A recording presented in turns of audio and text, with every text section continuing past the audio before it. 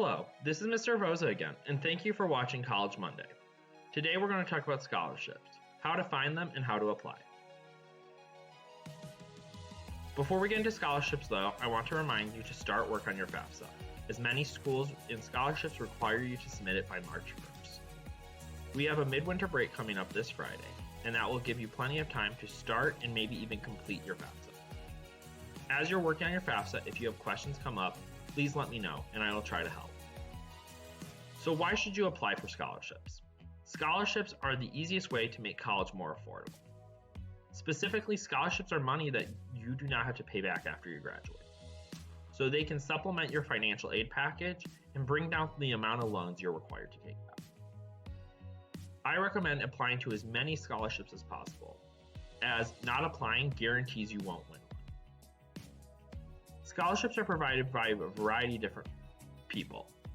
The most common scholarships students receive are from their college or university they're accepted to.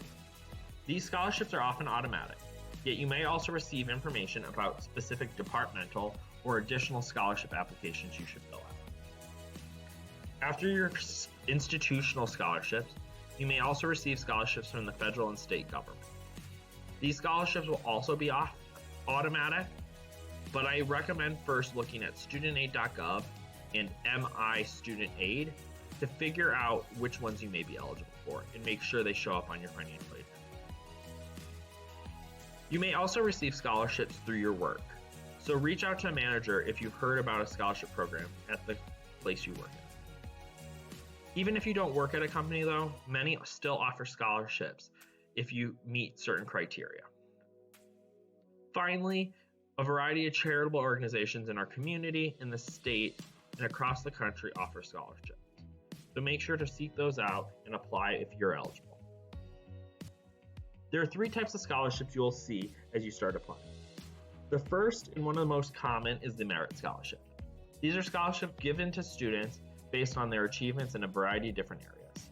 Whether it be academics, athletics, or extracurricular activities, there's most likely a scholarship to celebrate your achievements. After that, you'll have need-based scholarships. These are scholarships awarded based on a student's financial need.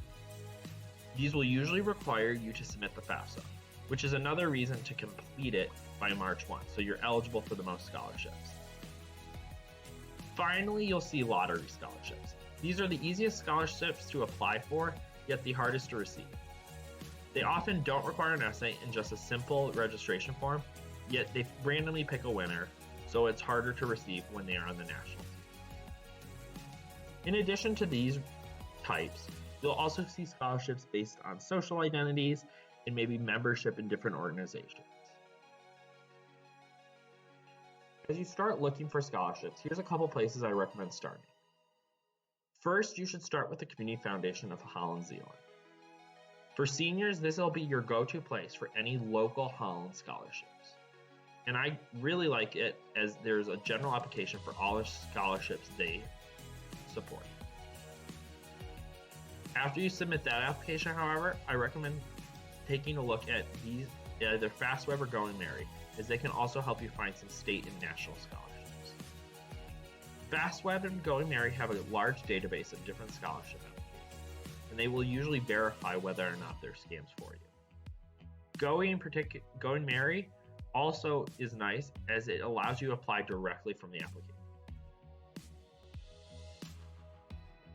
Even before you check these sites though, I recommend looking at the Scholarship News You Can Use page on the Holland High School website.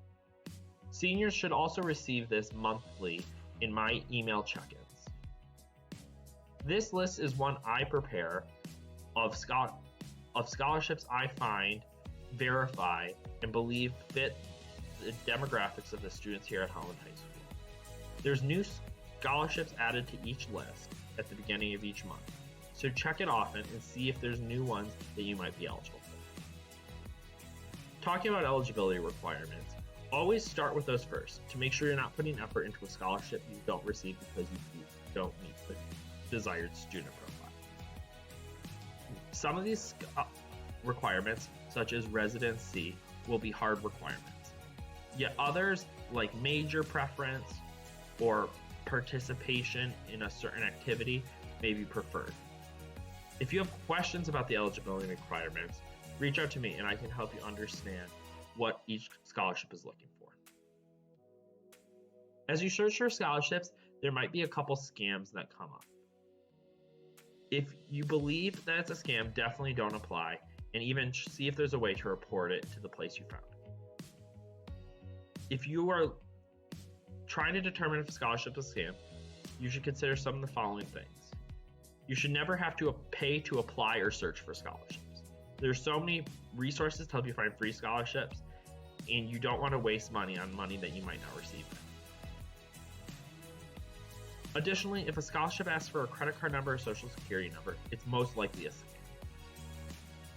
There definitely is some scholarships that seem too good to be true. Yet, just because that is the case doesn't mean that it isn't a very scholarship.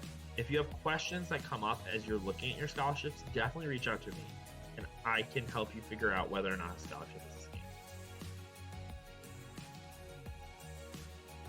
As we talked last week, there's a couple parts of the scholarship application you'll need to prepare. First, you'll most likely need to write a personal statement or essay, similar to the ones you've already written for college applications. This is again your place to tell a story, as you most likely don't have an interview for the scholarship.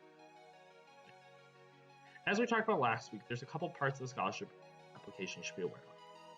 First is the personal statement or essay. This will be similar to the ones you put together for college application, and it's your place to tell your story. Next will be an activities form, or at least a list of your extracurricular activities and achievements. You should have prepared one for your counselor at the beginning of the year, and this will be a great tool to fill out this section of the application. Finally, they might ask for a letter of recommendation.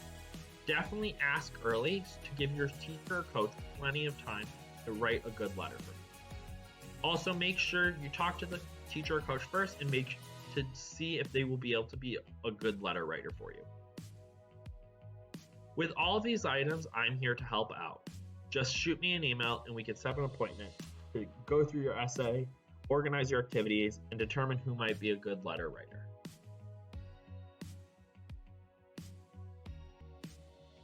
Looking toward the next month, you should continue to complete your FAFSA and start applying for scholarships.